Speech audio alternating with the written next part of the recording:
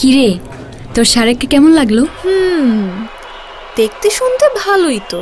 ভালো না, কথাবার্তায় তো স্মার্টই মনে হয়েছে। আচ্ছা। তাছাড়া আমাকে বেশ ভালোভাবেই ট্রিট করেছে।